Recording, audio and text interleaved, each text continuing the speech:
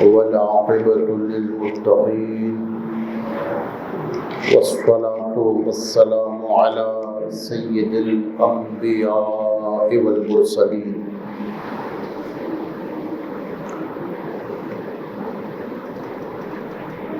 وعلى آله الطيبين الطاهرين وأصحابه الهاديين المهديين الراشدين. أما بعد فأعوذ بالله من الشيطان الرجيم. بسم الله الرحمن الرحيم.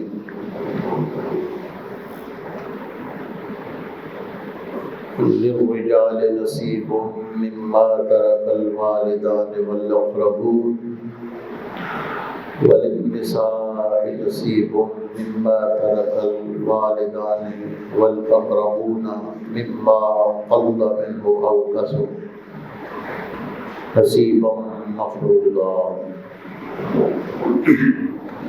وإذا حضر القسمة أولو القربى واليتامى والمساكين فارزقوهم منه وقولوا لهم قولا معروفا. وليخشى الذين لو تركوا من خلفهم ذرية ضعافا خافوا عليهم وليتقوا الله وليقولوا قولا سديدا. إن الذين يأكلون أموال اليتامى ظلما إنما يأكلون في بطونهم نارا وسيصلون سعيرا. صدق الله مولانا العظيم. رب اشرح لي صدري ويسر لي أمري واحلل عقدة من لساني يفقهوا قولي. رب زدني علما رب زدني علما رب زدني علما. اللهم صل على سيدنا محمد النبي الأمي وعلى آله وسلم تسليما. الصلاة والسلام عليك يا سيدي يا رسول الله وعلى آلك وأصحابك يا سيدي يا حبيب الله. اللهم صل على سيدنا محمد النبي الأمي وعلى آله وسلم تسليما. صلى الله على حبيبه سيدنا محمد وعلى آله وبارك وسلم. الصلاة والسلام عليك يا سيدي يا رسول الله وعلى آلك وأصحابك يا سيدي يا حبيب الله. سورہ نساء کی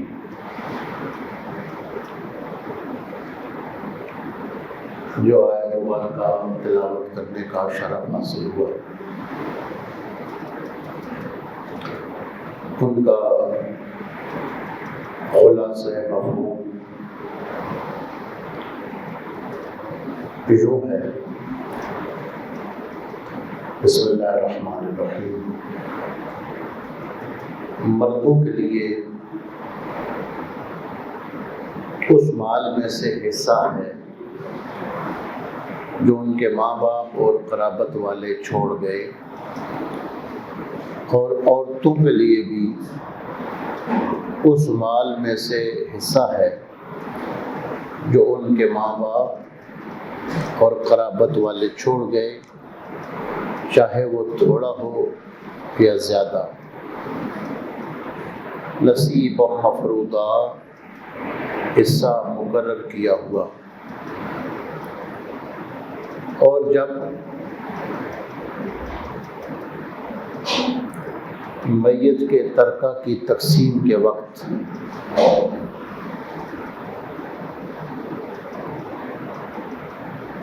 ان کے غیر وارث رشتہ دار اور یتیم اور محتاج آ جائیں تو انہیں بھی اس میں سے کچھ نہ کچھ دے دیا کرو اور ان سے اچھی بات کہا کرو.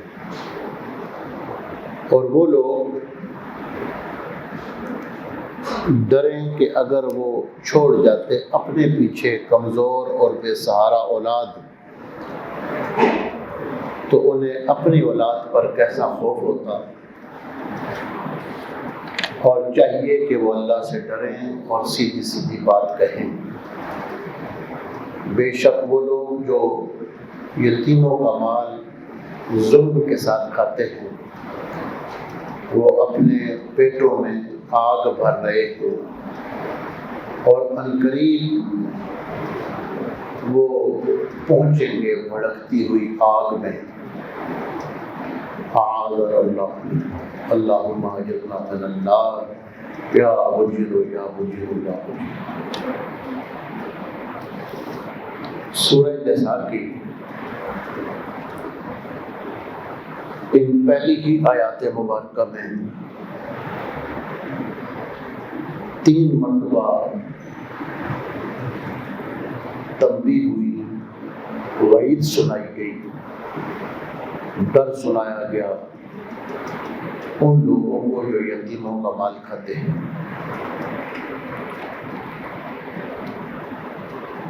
آج کی تلاوت کردہ آیات مبارکہ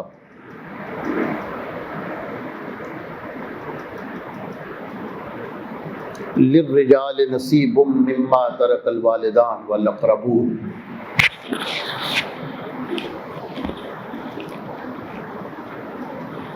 اس کے حوالے سے امام المفسرین امام ابو جعفر ابن جریر طبری قدس سرہ النوری ورحمۃ اللہ تعالی علیہ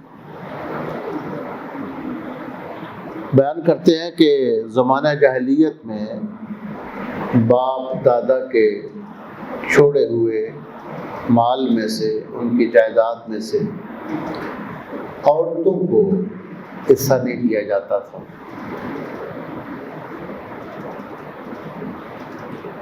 اسی طرح چھوٹے بچوں کو حصہ نہیں دیا جاتا تھا۔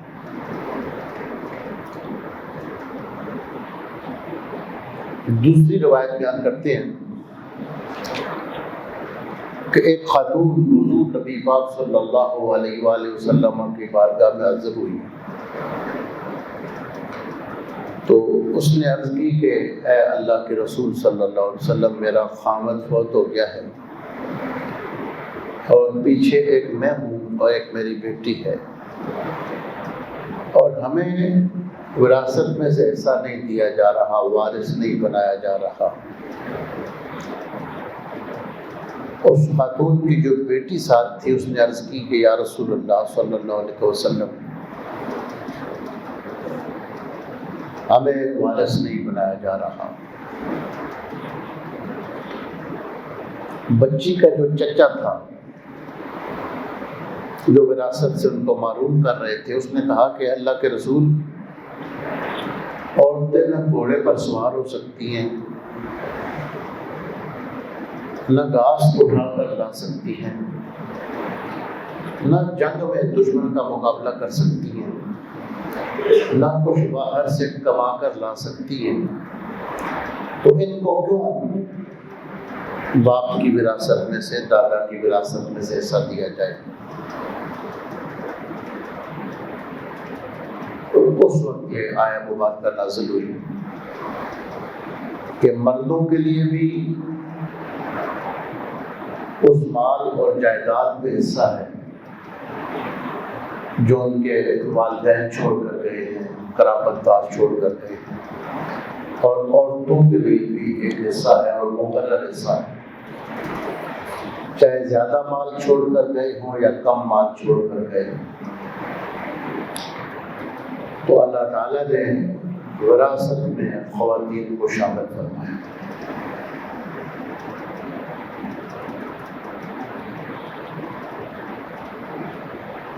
وراثت کے احکامات بیان کرتے ہوئے ساتھ ہی ارشاد فرمایا کہ جب تقسیم ہو رہی ہو تو قریبی رشتہ داروں میں سے کوئی ایسا آ جائے جس کا وراثت میں حصہ مقرر نہ ہو، کوئی غریب ہے، مسکین ہے، یتیم ہے، اور وہ طلب رکھتا ہے کہ مجھے بھی کچھ دیا جائے، تو فرمایا کہ کچھ نہ کچھ ان کو بھی دے دو اور اچھے طریقے سے ان سے گفتگو کرو۔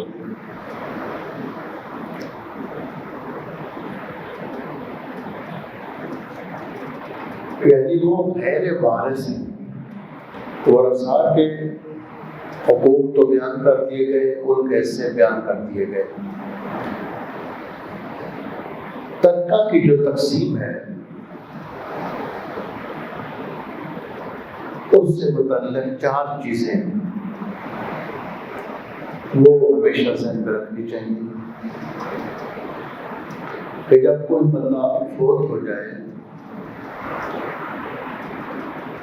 تو جو اس نے اپنے پیچھے پیسہ چھوڑا ہے، جائیداد چھوڑی ہے، جو اس کی وراثت ہے، اس میں سے پہلی چیز کہ میانہ روی کے ساتھ، اعتدال کے ساتھ اس کی تجہیز و تکفین ہو، اس کا کفن دفن، جو دفن و کفن قبر کے جو اخراجات ہیں وہ اس کے چھوڑے ہوئے مال میں سے دیے جائیں۔ دوسری بات کہ اگر مرنے والے کا کوئی قرض ہو تو اس کی چھوڑی ہوئی وراثت مال میں سے، جائیداد میں سے اس کا قرض ادا کیا جائے۔ اور اس میں سے ایک اہم اور ایک ضروری بات یہ ہے کہ اگر اس نے ابھی تک اپنی بیوی کا حق مہر ادا نہیں کیا تو وہ ترکہ کی وراثت کی تقسیم سے پہلے اس میں سے اس کی بیوی کا حق مال ادا کیا جائے۔ یہ فرائض میں سے ہے، یہ اس کے ذمہ فرض ہے، وہ ادا کر دیا جائے۔ تیسرا یہ کہ اس کا جو تہائی مال ہے، 1/3 سدس 1/3، اس میں سے اس نے جو وصیت کی ہو اس کو پورا کیا جائے۔ اور جب یہ 3 مراحل پورے ہو جائیں تو باقی جو وراثت بچتی ہے وہ قرآن اور حدیث کے بتائے ہوئے ضوابط اور اصول کے مطابق ورثاء میں تقسیم کر دی جائے۔ ان 4 چیزوں کو مد نظر رکھنا ضروری ہے۔ آگے ارشاد فرمایا کہ تم میں سے کوئی بھی بندہ اگر دنیا سے جا رہا ہو اور اس کے پیچھے اس کی اولاد یتیم ہو، کمزور ہو، تو اپنی اولاد کے بارے میں اس کو فکر ہوتی ہے، احساس ہوتا ہے کہ میری اس کمزور اولاد کا بعد میں یتیموں کا کیا بنے۔ تو فرمایا جس طرح تم اپنے بارے میں سوچتے ہو، اپنی اولاد کے بارے میں تمہیں خیال ہوتا ہے، دوسرے لوگوں کی اولاد کا بھی خیال رکھو۔ یہ آیت مبارکہ ہے وَلْيَخْشَ الَّذِينَ لَوْ تَرَكُوا مِنْ خَلْفِهِمْ ذُرِّيَّةً ضِعَافًا خَافُوا عَلَيْهِمْ۔ وہ لوگ یہ سوچ کر ڈریں کہ اگر وہ اپنے مرنے کے بعد اپنی اولاد کو بے سہارا چھوڑ جاتے تو مرتے وقت اپنی اولاد کی کتنی فکر ہوتی کہ ہماری اولاد بعد میں کمزور ہے، یہ یتیم رہ جائیں گے، ان کا کون خیال کرے گا۔ تو دوسروں کی اولاد کے بارے میں بھی ایسا ہی سوچو اور اللہ سے ڈرو۔ اس آیت مبارکہ کی تفسیر میں حضرت ابن عباس رضی اللہ تعالیٰ عنہ فرماتے ہیں کہ بعض لوگ ایسے ہوتے تھے کہ وہ مرنے والوں کے پاس جاتے تھے، مریضوں کے پاس جاتے تھے اور کہتے تھے کہ ہمیں نظر آ رہا ہے کہ تمہارے مرنے کے بعد تمہاری اولاد برائی میں پڑ جائے گی، ان کی مجلسیں ٹھیک نہیں، ان کی محفلیں ٹھیک نہیں، تو تمہاری جو دولت ہے، تمہاری جو پیسہ ہے، یہ تمہاری اولاد ناجائز کاموں میں استعمال کرے گی، تمہارے بچے غلط راستوں میں استعمال کریں گے، لہذا مرنے سے پہلے پہلے اپنا مال اللہ کی راہ میں دے دو، تقسیم کر دو، خرچ کر دو۔ اور ان لوگوں کا مقصد یہ ہوتا تھا کہ وہ ان کی اولاد کو اس وراثت سے محروم کر دیں. کہ ایک بندہ مرنے سے پہلے اپنی ساری جائیداد اپنی دولت اللہ کی راہ میں دے دے تو بعد میں اس کی اولاد کو کیا ملے گا؟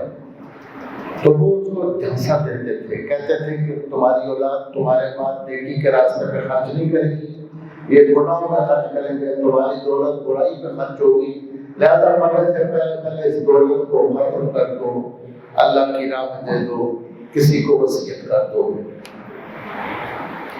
تو اللہ تعالیٰ نے فرمایا کہ اللہ سے ڈرو کہ اس طریقے کے ساتھ تم ان کی اولاد کو جائیداد سے محروم کر رہے ہیں. حضرت ابن عباس رضی اللہ تعالیٰ عنہ سے دوسرا قول جو تفسیر جامع البیان تفسیر طبری میں ہے وہ یہ ہے کہ یتیم کے جو ولی ہیں وہ یتیم کی جان اور مال کے ساتھ انصاف کرے اور احسان کرے اور یتیم کے مال کو جلدی جلدی خرچ نہ اس پہ کرے اور نہ خود اس کو استعمال کرے.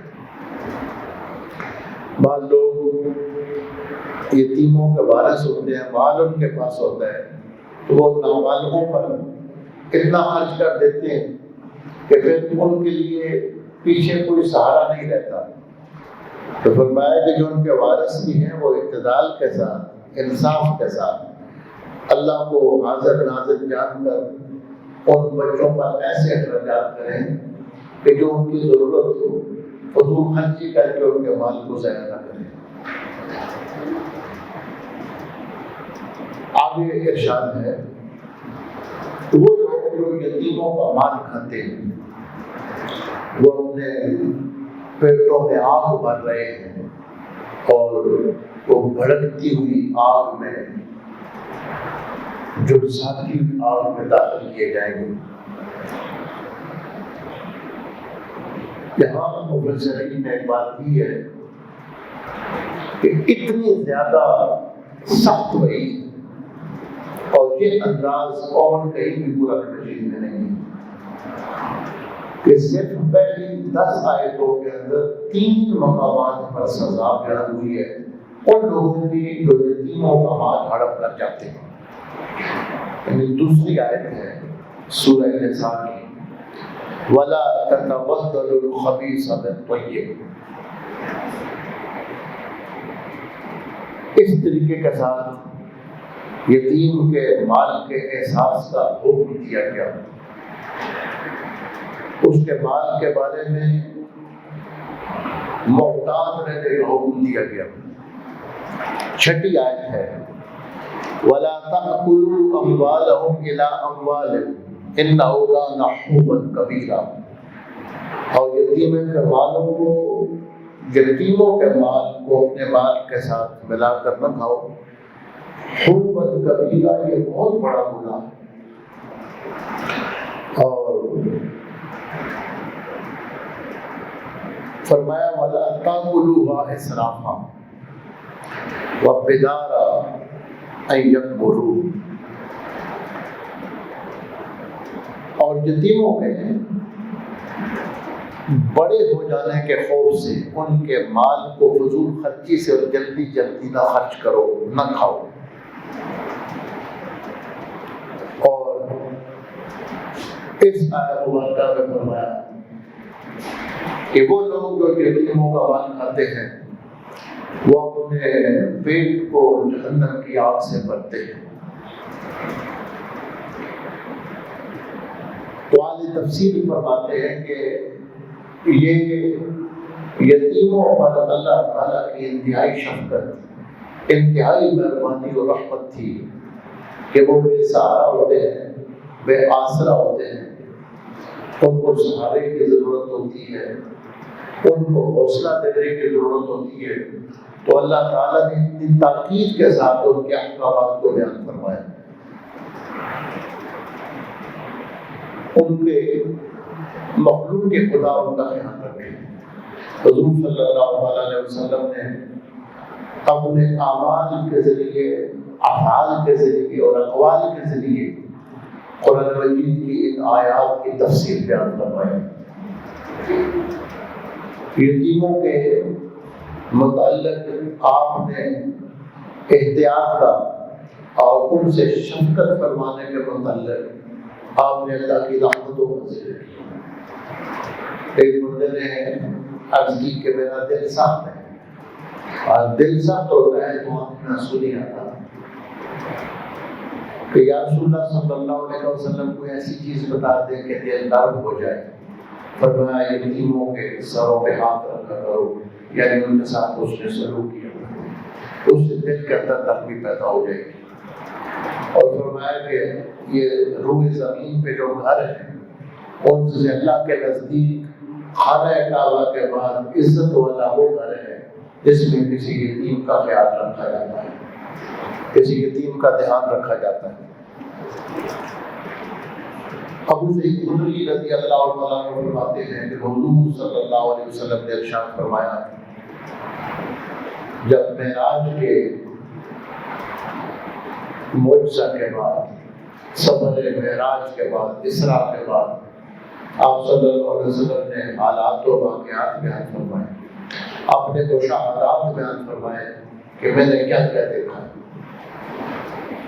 اب یہ جو حدیث مبارکہ ہے وہ اس آیت مبارکہ کی تفسیر بیان کرتی ہے، تبیین کرتی ہے۔ آپ صلی اللہ علیہ وسلم فرماتے ہیں کہ میں نے کچھ لوگوں کو دیکھا کہ ان کے ہونٹ اتنے بڑے ہیں جس طرح اونٹوں کے ہونٹ ہوتے ہیں، اونٹوں کی طرح بڑے بڑے ہونٹ، اور کچھ دوسرے لوگوں کی ڈیوٹی ہے کہ وہ ہونٹوں سے پکڑ کر ان کو نیچے اس طرح ان کے ہونٹ کھینچیں اور اوپر کو کھینچیں اور ان کے منہ کھل جائیں، اور جب ان کے بڑے بڑے ہونٹ کھلتے ہیں تو کچھ لوگوں کی ڈیوٹی کہ وہ آگ کے پتھر ان کے منہ میں ڈالیں۔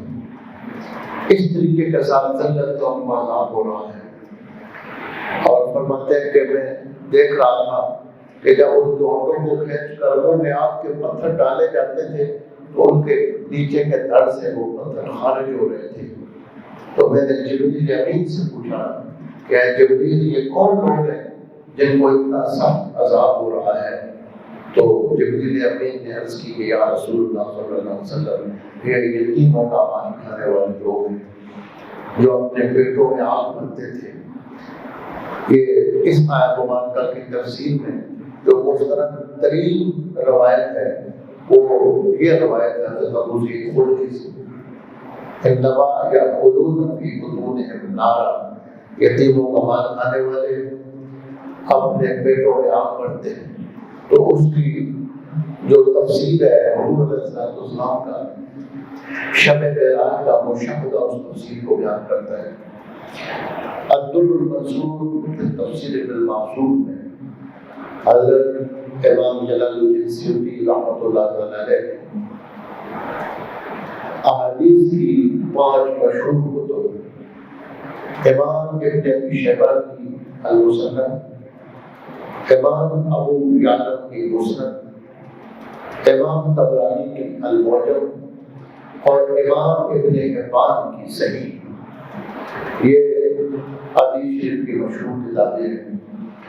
ان کے حوالے سے حضرت ابو مرزا اسلمی ایک جلیل القدر صحابی ہیں، ان سے ایک روایت بیان کی ہے کہ رسول اللہ صلی اللہ علیہ وسلم نے فرمایا، قیامت کے دن ایسے لوگ اپنی قبروں سے اٹھائے جائیں گے جن کے منہ سے آگ کے شعلے بھڑک رہے ہوں۔ آپ سے عرض کیا گیا یا رسول اللہ صلی اللہ علیہ وسلم کو کون لوگ ہوں گے؟ فرمایا کہ تم نے یہ آیت نہیں پڑھی کہ وہ لوگ جو یتیموں کا مال کھاتے ہیں وہ اپنے پیٹوں کو آگ سے بھرتے ہیں، یہ وہی لوگ ہوں گے جو ظلم کے ساتھ ناحق یتیموں کا مال کھانے والے ہیں۔ امام ابن جریر نے اور امام ابن ابی حاتم نے دوسری روایت بیان کی کہ جو شخص یتیم کا مال ظلم کے ساتھ کھاتا ہے، جب وہ قیامت کے دن اٹھایا جائے گا اس کے منہ، اس کے کانوں، اس کی ناک اور اس کی آنکھوں سے آگ کے شعلے نکل رہے ہوں گے، اور دوسرے لوگ دیکھ کر پہچان جائیں گے کہ یہ وہ شخص ہے جو یتیموں کا مال کھایا کرتا تھا۔ امام بیہقی نے شعب الایمان میں سیدنا ابو ہریرہ رضی اللہ تعالیٰ عنہ سے روایت بیان کی کہ رسول اللہ صلی اللہ علیہ وسلم نے ارشاد فرمایا اللہ تعالیٰ کو یہ حق پہنچتا ہے کہ چار بندوں کو نہ تو وہ جنت میں داخل کرے اور نہ ہی ان کو جنت کی نعمتیں چکھنے دے. چار بندے ان کو اللہ جنت میں داخل نہیں فرمائے گا. حق پہنچتا ہے. فرمایا ایک وہ جو عادی شرابی ہو, جس نے شراب کے نشے کو اپنی عادت بنا لیا, دوسرا سود کھانے والا, تیسرا یتیم کا مال ظلم سے کھانے والا, اور چوتھا ماں باپ کا نافرمان. ان آیات مبارکہ کی تفسیر میں یتیموں کے متعلق احکامات, یتیموں کے متعلق نبی پاک علیہ السلام کی تنبیہات, بیدات و ارشادات, کثیر تعداد میں مفسرین, تقریباً 20 سے زیادہ روایات صرف تفسیر الدر المنصور میں حضرت امام جلال الدین سیوطی رحمۃ اللہ علیہ نے بیان کی ہیں, اور ان میں سے چند روایات اس وقت فقیر نے عرض کی ہیں. اللہ تعالیٰ ہماری حاضری کو اپنی بارگاہ میں قبول فرمائے. اللہ ہمارے گناہوں کو معاف فرمائے. اللہ ہم سب کو رزق کے حرام سے بچنے کی توفیق عطا فرمائے, اور حلال کمانے, کھانے اور اپنی راہ میں خرچ کرنے کی توفیق نصیب فرمائے. جزاک اللہ خیرا. وآخر دعوانا الحمد للہ رب العالمین.